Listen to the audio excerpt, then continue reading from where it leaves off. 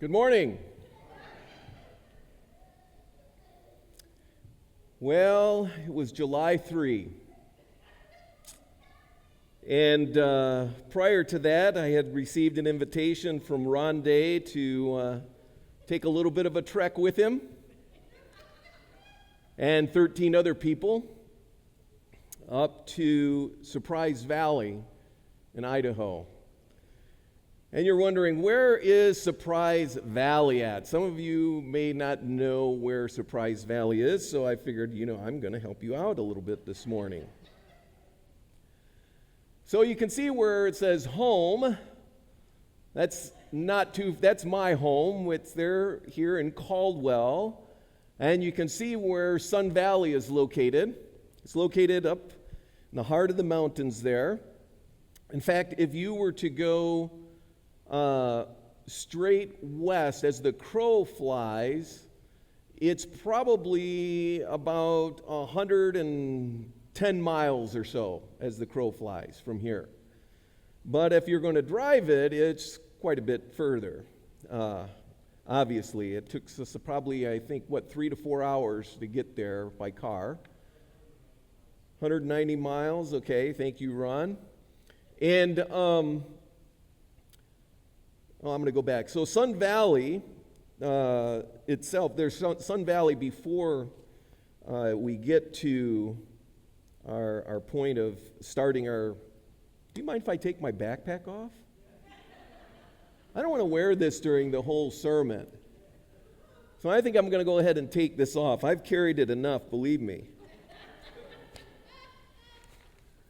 And I'll just set it down right here and take off my hat. Hope it didn't mess up my hair. Ruin my hairdo. So yeah, we drove in to a place called Sun Valley. And Sun Valley is a very well-known place. I did not realize how popular Sun Valley is. Sun Valley is a very popular ski resort area, outdoors things during the summertime. A lot of famous people have homes up in Sun Valley. In fact, Sun Valley, some have called it the summer camp for not millionaires, billionaires. Billionaires this summer. In fact, when you come into Sun Valley, as you're coming in there, they have an airport actually in Sun Valley. One runway. It's not a very big airport. There's one runway, but it's big enough that as you're driving by, you can see all these private Lear jets parked out there that these people with rich and famous who probably have their own pilots have them fly them in there for a little bit of a vacation and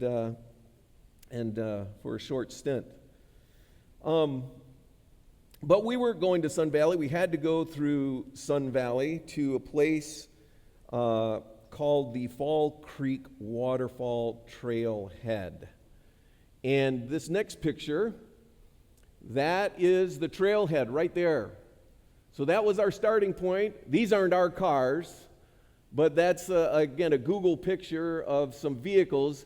And you can tell by the size of those vehicles that we're talking about a pretty vast area, but that's where we started. And from there, we went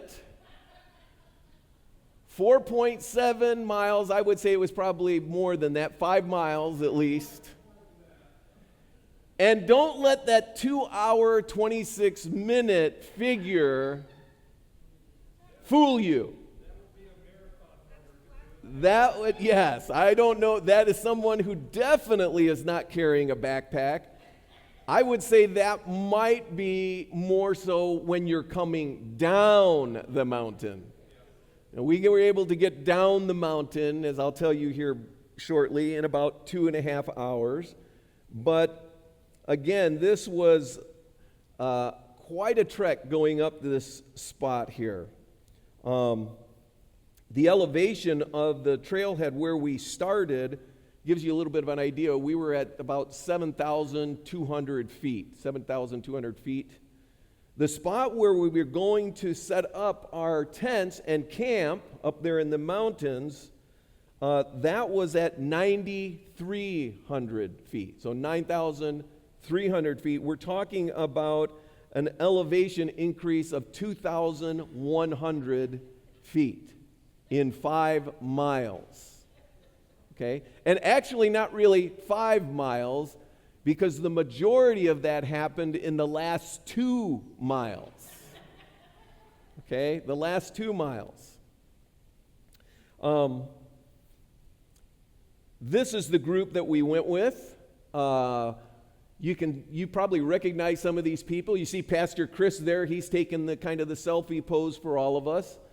The pastor of Nampa Church, right down, kneeling down there. We have Jonathan DeWeber, who's a member of our church. We see Ron, Jacob. Let's see, next to him is, who's that next to Jacob? Roy. Oh, that's Roy. I didn't recognize Roy. Roy. Next to Roy is Jordan. Jordan. He's a member, I believe, at Nampa. Then you've got yours truly. Behind me is Cameron, and we have Jewel. Kind of behind Jewel is Daniel. Then we have Anthony. And then let's see, Anna Stone in the back with the sunglasses, incognito there. In front of her is Shirley, that's Daniel's wife. And then Ethan on the end, that's Cameron's brother. So a group of us, 14, got together for this trip. This is where we're meeting. We're meeting there, or we met at Ron's house. We drove there. We're now there at the base of the mountain at the trailhead, getting ready to take our journey. You can see that we all have our packs on. That means we're ready to go. Because I can tell you this from experience, you don't put your pack on until you're ready to go, especially when you're my age. And as hard as I tried to eliminate the non-essentials, my pack was still around 50 pounds. So I'm carrying an extra 50 pounds, and I'm going to go up 2,100 feet in elevation in about a 2.5 mile distance. I think some people call that insanity. But I'm up for it. I'm an outdoors person. I couldn't wait to take this trip because about 5 years earlier, and I think one after that, I took a couple of trips with Ron. We went up to a place called Moose Lake, in the same area, same trailhead, except for it forks off, goes different ways. One goes off to Moose Lake, the other one goes off to Surprise Valley. And I knew we were in for it. I knew what I was in for. So what did I do the day before? Well, I knew I hadn't done enough training for endurance. And I knew that my stabilizer muscles weren't where they needed to be. So the day before, I told my wife, let's go for a walk. I got my backpack. I got a 25-pound bag of fertilizer, put it in my backpack, and we went on a 3-mile hike the day before this journey. Not the most intelligent thing to do. I should have done it a lot earlier, but that's what I did. I was thankful, though, because my stabilizer muscles were a little more tight and ready to endure, but I felt it as we started to make this journey that was going to be 5 miles that day.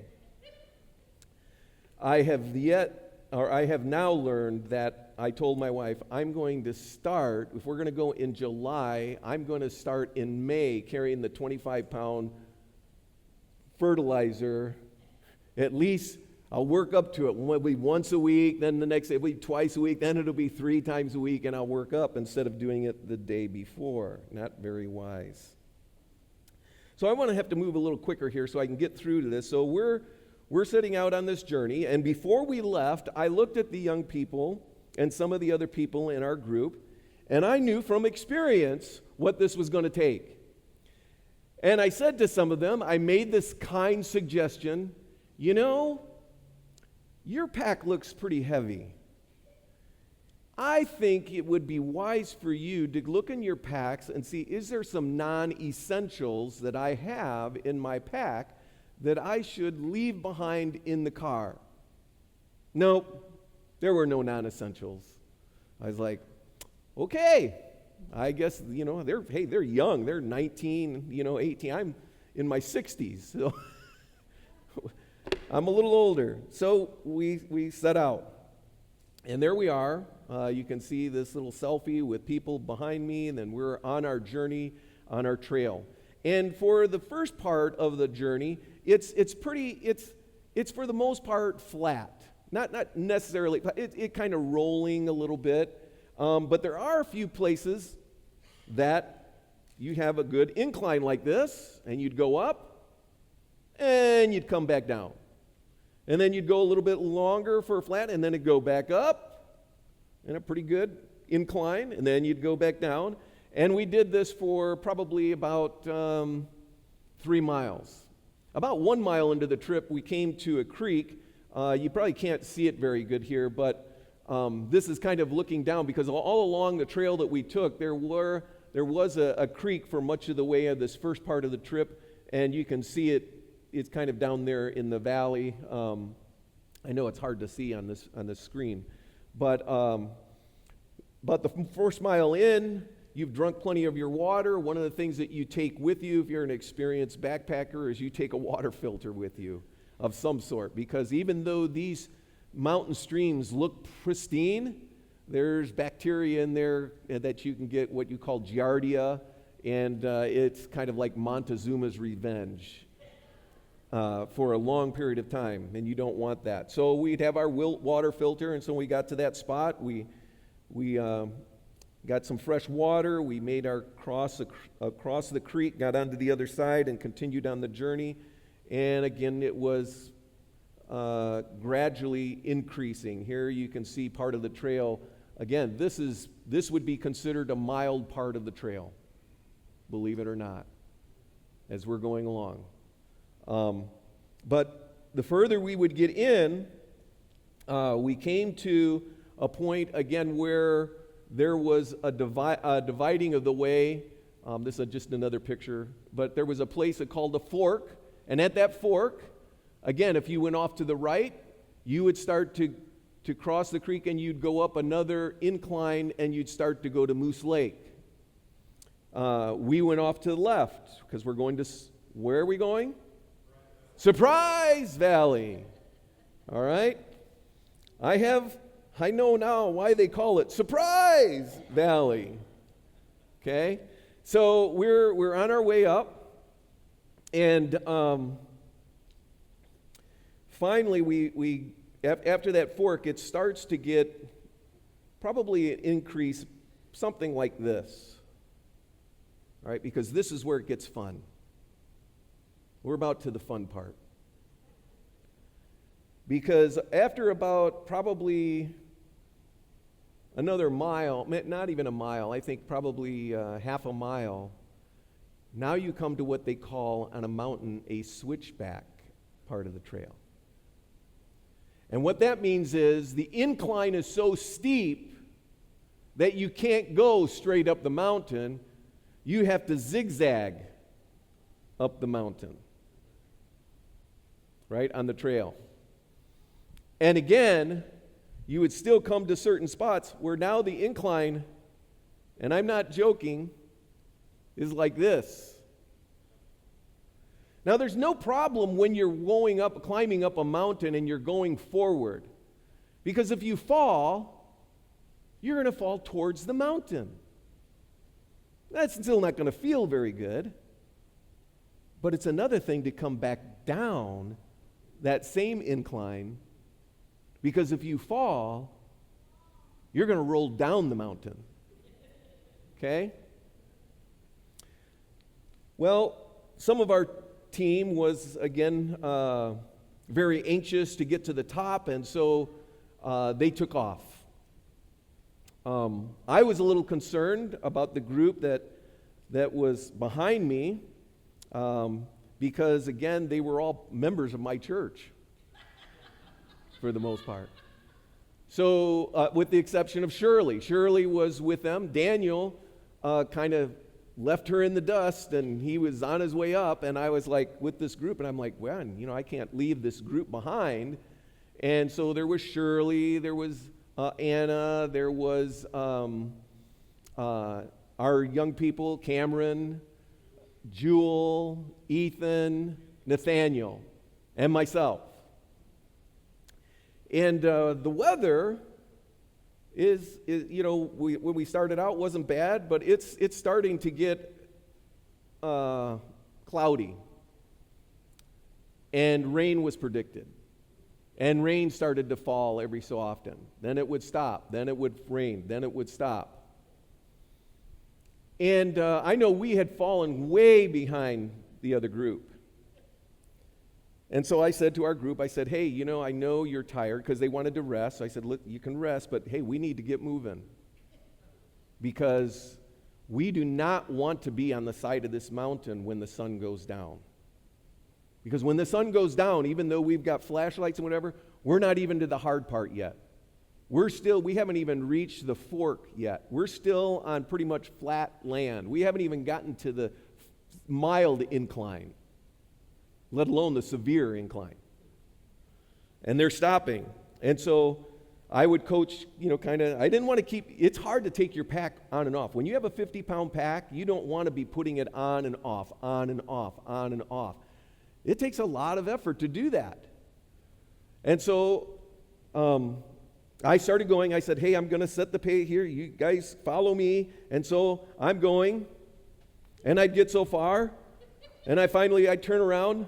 And lo and behold, the sheep are not there. So I waited. I would wait 15 minutes. And I'm like, surely something has happened. So, what does a good pastor do? What does a good shepherd do? You go searching for your lost sheep. But I don't want to take my pack off. It's too hard to take my pack off and get it on. So, I walk back. And then I find them. And they're sitting down, and I'm like, hey, I know this is hard. This is difficult. But we got to get going.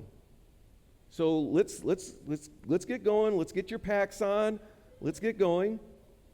Are we almost there yet? I said, no, we're not almost there yet. Oh, okay. So then we'd start going. They're still with me? Where are they? Now, again, all credit to Shirley. She did not know she was going on this backpacking trip until right before her husband said, we're going on this backpacking trip. So I feel for her.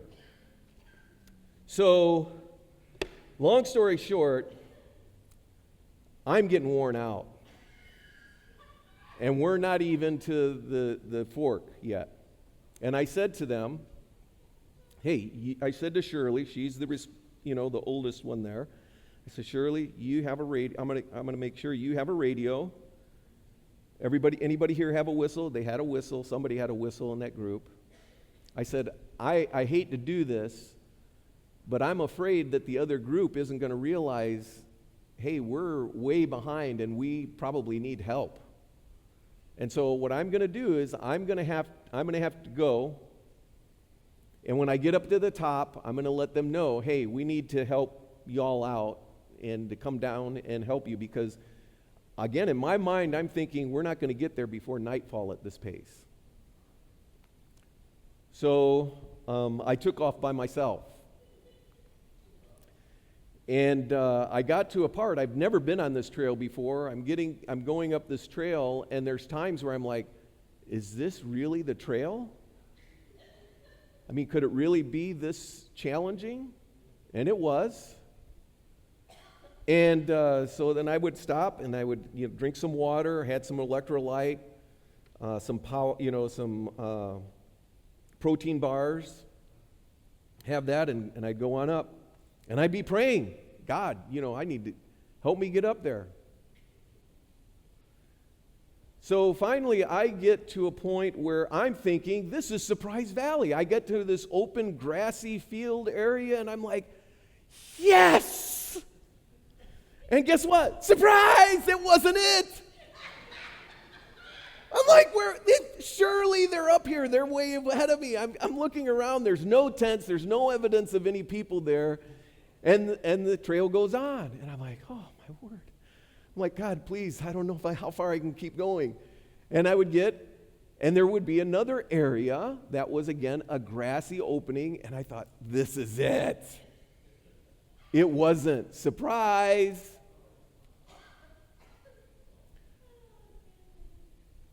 I got to a point in the trailhead where I lost the trail. It became very bouldery, rocks and so forth. And what they do on trails is they'll stand up a marker, a tower of rocks, and that's your marker to know, hey, I'm going the right direction. And then you'd look for the next pile of rocks. When you'd see it, you'd go in that direction. Well, I got to a point where I lost the trail. And I'm looking, and so I had to go back to that one last starting point or the last point and see if I could find it. And finally, I'm like, I can't find it. So I started blowing my whistle. At that time that I was blowing my whistle, because I had my whistle, you should take a whistle for emergencies. I blew my whistle. All of a sudden, I heard Pastor Chris, and the two boys coming down. And they're like, oh, man, we're so glad you guys are here. At this point, I go, no, I'm here. The other group, they're probably a mile or a mile and a half behind me. And Chris is like, there's no way. I said, yeah. I said, I think they're really struggling. And I said, I wanted to come up here to make sure that someone was going to come back and help them because they're going to struggle. And so he pointed me the rest of the way. I got back and he went down. And I can tell you this, when I got to the opening of where our campsite was, this is what I began to shout out. Bless the Lord, O my soul, and all that is within me. Bless his holy name. Bless the Lord, O my soul, and forget not all of his benefits, who forgives all your iniquities, who heals all your diseases, who redeems you from the pit, who crowns you with steadfast love and mercy, who satisfies you with good so that your, what? Youth is renewed like the eagles. I was like, God, I need more youth in me. And I just shouted that coming into the campsite. Here's our campsite. Here you can see where we're set up. And I can tell you that then Pastor Chris and the boys, they got down, they met the others. And Pastor Chris actually ended up carrying 2 backpacks up with him, up the mountain to get it up there. And finally we got everybody there, and we were all celebrating. We were exhausted. It was probably about 6. We started out at around noon, I think, at the trailhead, and the last group got up there probably at 6:45 or 7 o'clock that evening. I slept very good that night. I could have slept on nails that night and not known it. I was so exhausted. The next morning, we woke up to the sound of rain. Just the thing you want to do when you backpack up a mountain like that. You want to get up there and just have it raining and raining. But at that point, we were like, I really did. I thought, I'll just sleep in a little bit longer. But eventually stopped. We got up, we had breakfast, and we got to talking. Now this is on Friday, and there were 6 of us that had this harebrained idea. Hey, you know what? We came up 5 miles yesterday, 2,100 feet. Let's go up another 900 feet, 1,000 feet. And so that's what we did. And there you see Jonathan, you see myself, you see Pastor Chris, Jacob, his friend Jordan, and there we are. And I'm going to give you a little footage of what this is kind of going reverse because we're now up at this lake that we found. Ron's flying his drone. Now, if you look straight north of where we're at, that's the valley. We're going to go now towards that valley, and this is the area that we came up from. There's a waterfall or water rushing down here that went down all the way to our camp and then down the mountain. But this gives you a little bit of an idea, again, of the terrain. It is gorgeous. It is beautiful. I have to be honest with you while we're showing the rest of this footage. I said to Ron, when I got to the top of the mountain, I said, Ron, I am angry. I'm angry with myself. He looked at me funny. He says, you're angry with you.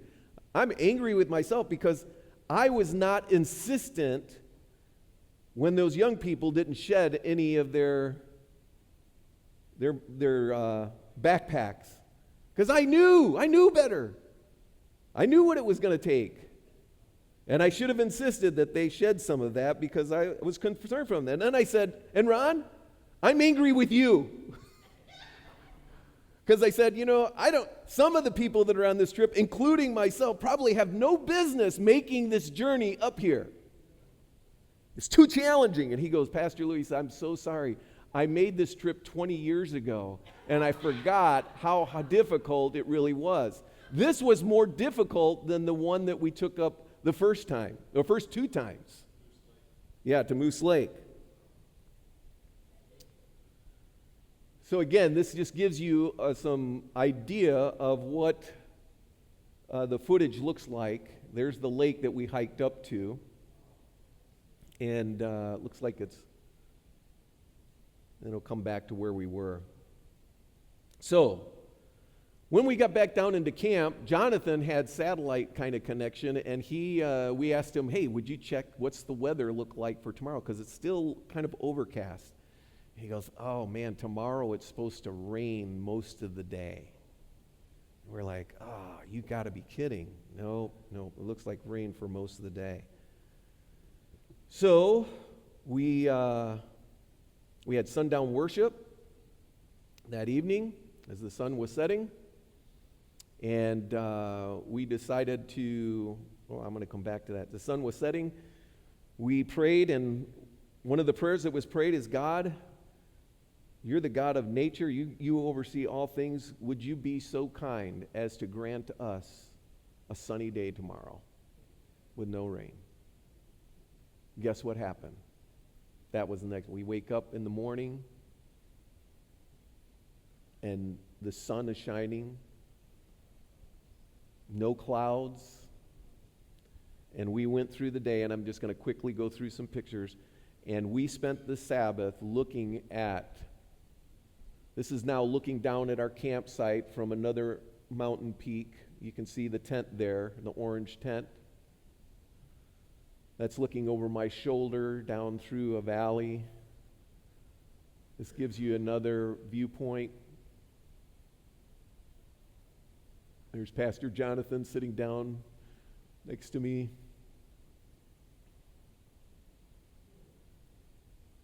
But when I can show you these pictures, but I can tell you this, that the glory and the magnitude of what we see around us, no camera, no drone can capture what the eye can capture. And we saw the majesty of God, and that's one of the things I told Ron, I'm glad I came. Even as difficult as it was, I'm glad I came. Had I known what it was like, I probably would have missed out on all of this. But I'm glad that I went. But I told him that day also, I said, but I want you to know I'm not coming up again. Okay, not to this spot. I'll go backpacking, but not to this spot. I'm too old. Can't do it. So this is us the night before. This is Saturday night. Again, us gathered around the campfire, knowing that we're going to have to depart the next day. We decided we were going to get up early, and Jonathan, I think, left at 6 a.m. in the morning. And because he had to get back. It was his birthday, I think. And we got out of the camp about 9 o'clock in the morning. And there you can see us. You can see the sun coming up. You can see our tents. Some of the rain flies down. When we woke up that morning, it was so cold that night. It was down in the 30s. It was probably 30 degrees, something that night. We woke up and our rain flies were just covered with frost. And we had to shake off our rain flies on our tents, and it just looked like it was snowing. There was that much on there. I had to bring my tent home and dry it out. It was that wet. So it was crispy that morning. We were anxious to get on our way and get down. And so there we are on our way down the mountain. And that's at the very end. I need to backtrack a little bit. Backtrack. So when we left the mountain, we kind of went in groups of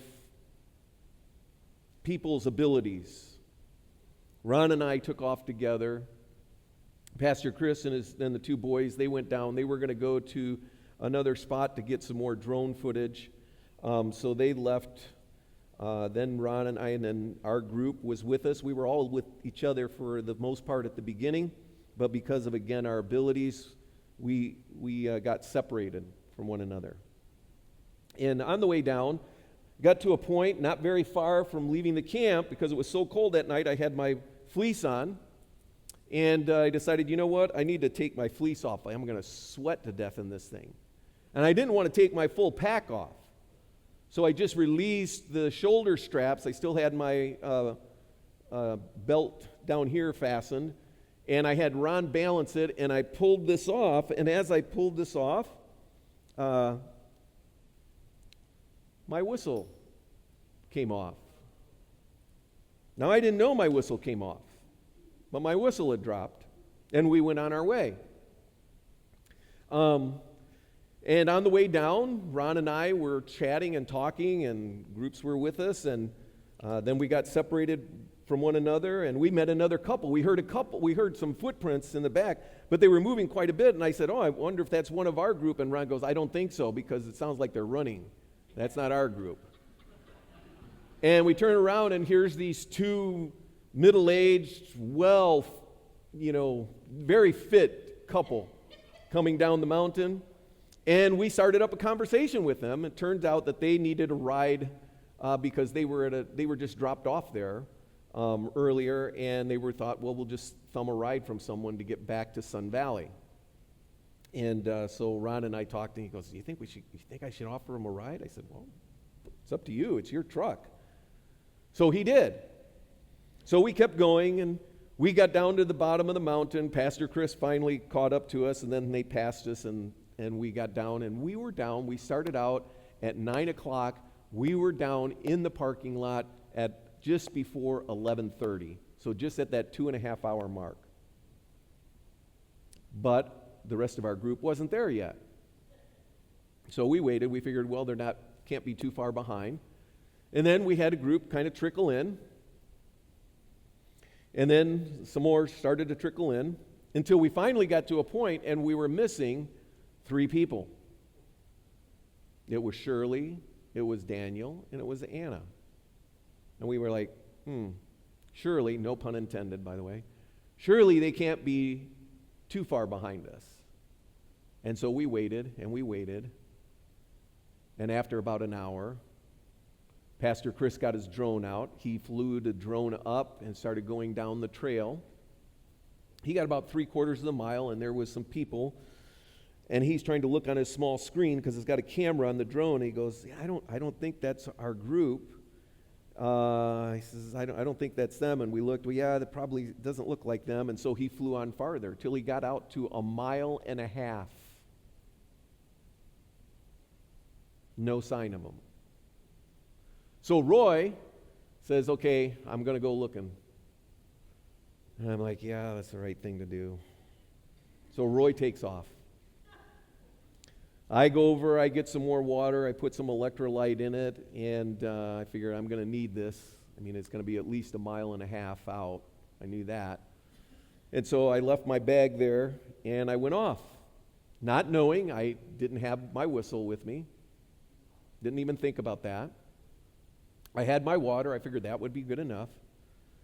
And after about an hour of hiking, and I had a radio. Pastor Chris forgot to give the radio to the last group, so I had taken one of the radios. He had a radio. I got about 1 mile out or so to where the first creek crossing is, an hour out, where the first creek crossing is. And lo and behold, there's Daniel and there's Roy sitting there, soaking their feet in the water there. And I was like, oh, praise the Lord. So where's the girls? And Daniel goes, they're lost. Excuse me? They're what? They're lost. Like, how can they be lost? You were part of their group. He says, well, we got down to the switchbacks, and Anna's pack was really heavy, and he says, and mine was the next heaviest, and then there was my wife's that was really light, and so what I did was we decided to make a pack switch up, and I took Anna's pack, and my wife took my pack, and Anna took Shirley's pack, and I told them, they said, hey, why don't you go ahead, and we'll meet you down at the bottom of the switchbacks here. And he said, okay, so he went down. And he waited almost an hour. And they never came.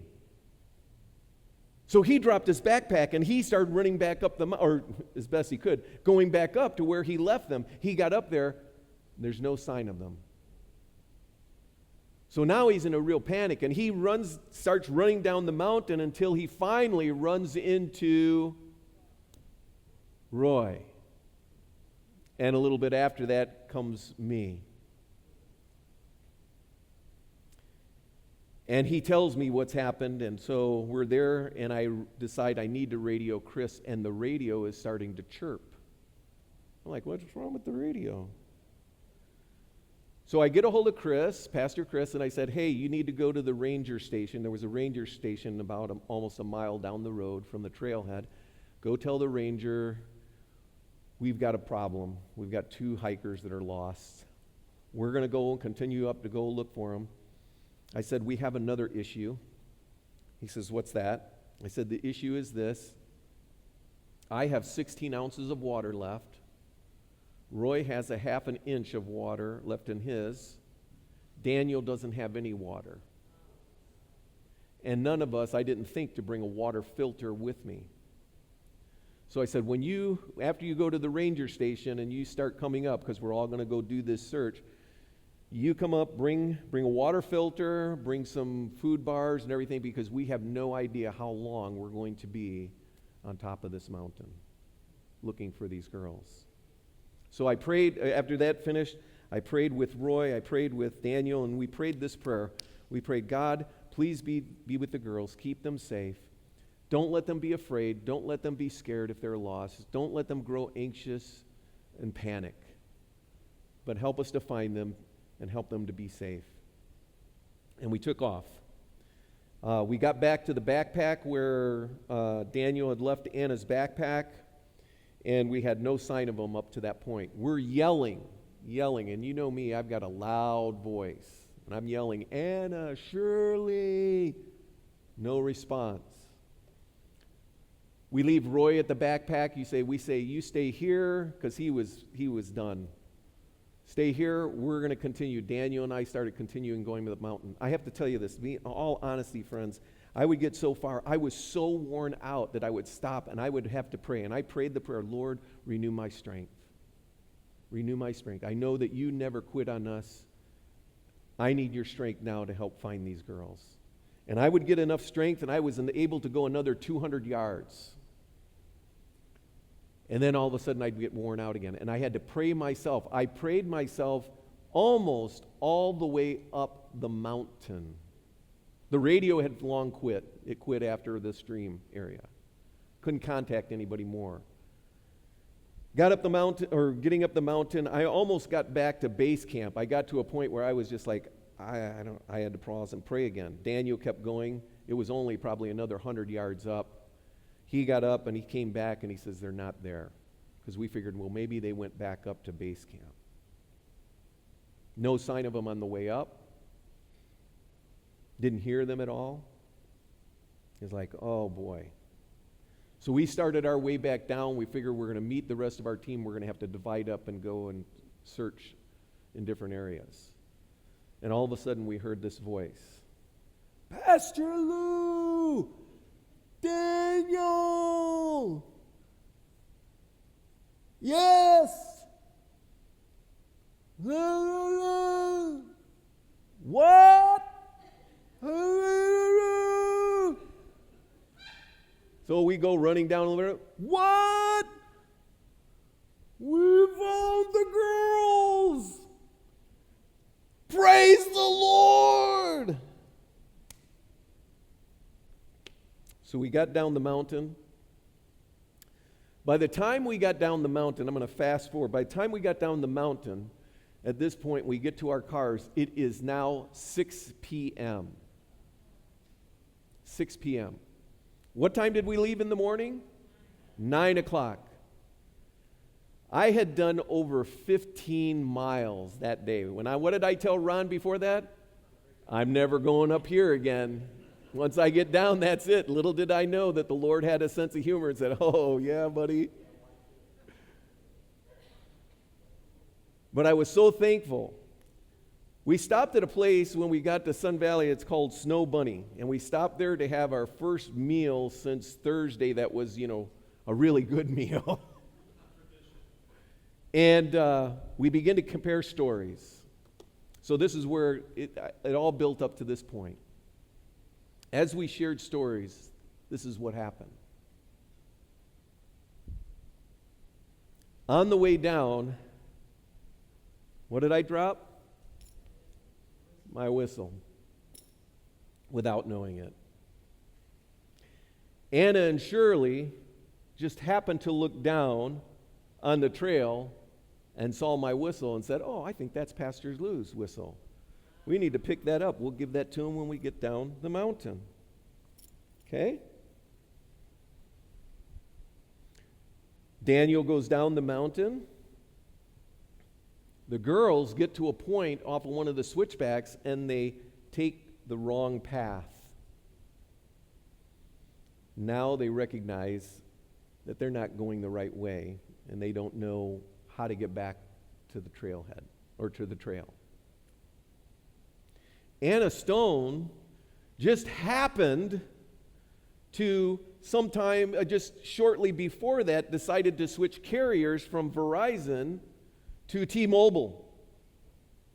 T-Mobile just happened to that time to come out with a beta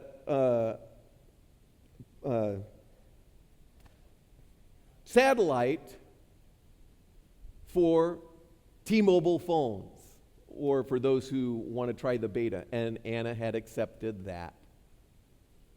So when Anna realized that they were gone down the wrong way, she went ahead and used her phone, which there was no cell reception up there for calling or texting. Not until you get to about back to Sun Valley. It's a long ways away before you get any phone service whatsoever. But because she just happened to have that satellite service, she dialed 911, got a hold of the emergency group, and the Rangers told them, guided them how to get from where they were at, because they could pick up their signal and their coordinates, and told them how to get down the mountain. They got to a point where there was one part where they couldn't go through. There was lots of shrubbery, trees, and so forth, so they had to go a little bit off. And as they turned and as they were going that way, guess what they heard?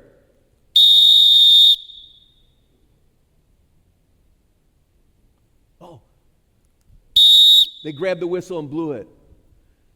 They heard Pastor Chris and his group who are coming up the mountain and searching for them, because what happened is Pastor Chris and his group, his two boys, came with him, And they got to a point where they found Roy, and Roy says, yeah, they're not here. They're up there someplace. And so they began to blow their whistles, and then they would pause, and they would listen.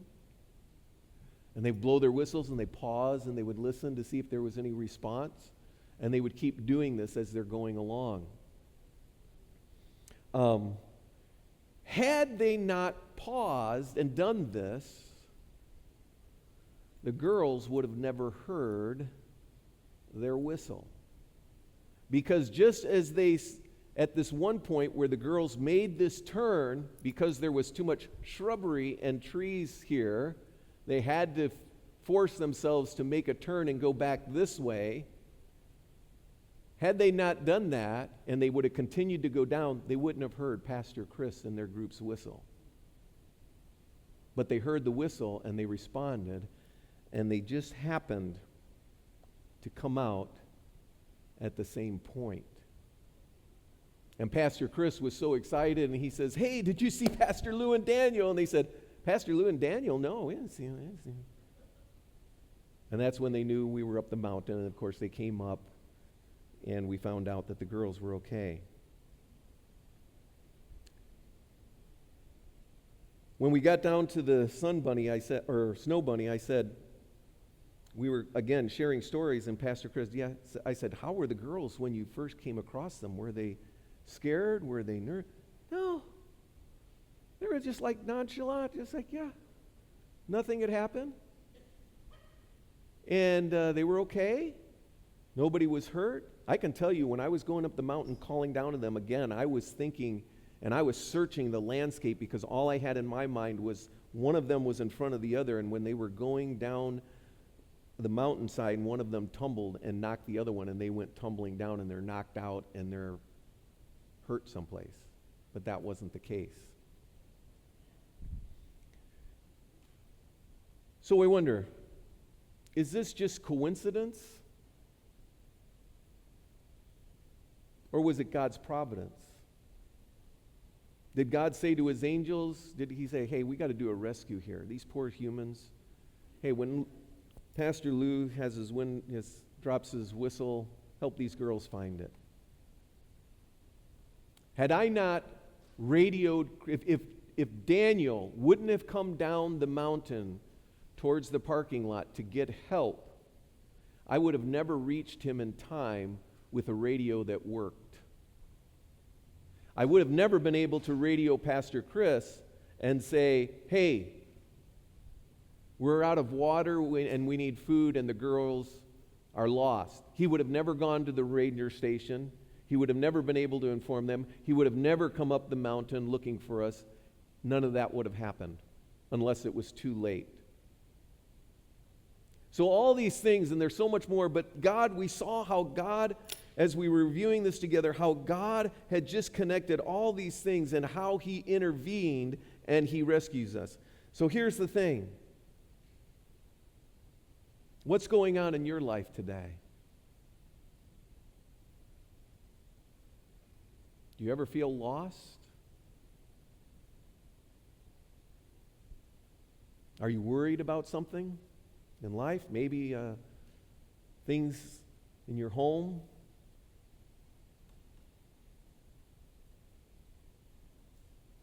Are you scared?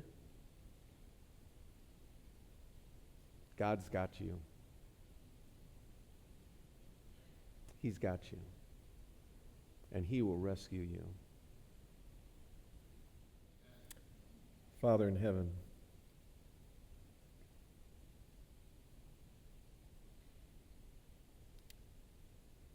we thank you so much that you never give up.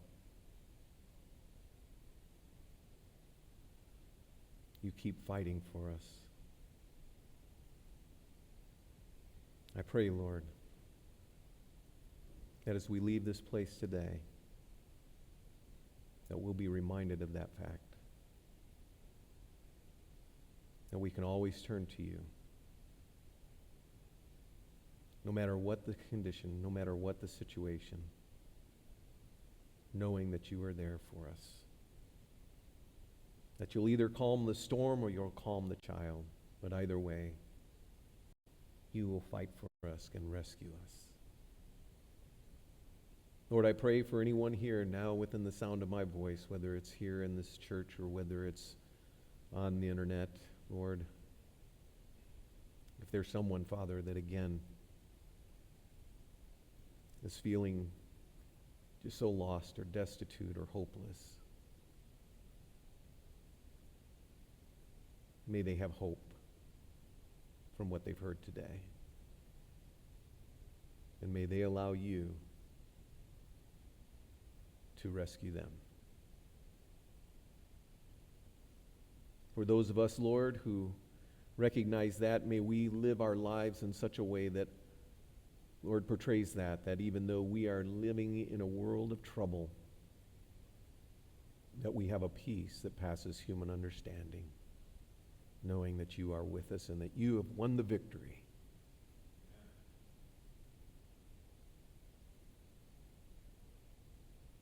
Again, Father, thank you for your love and your blessings.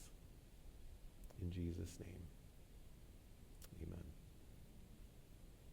God bless you. Have a wonderful week.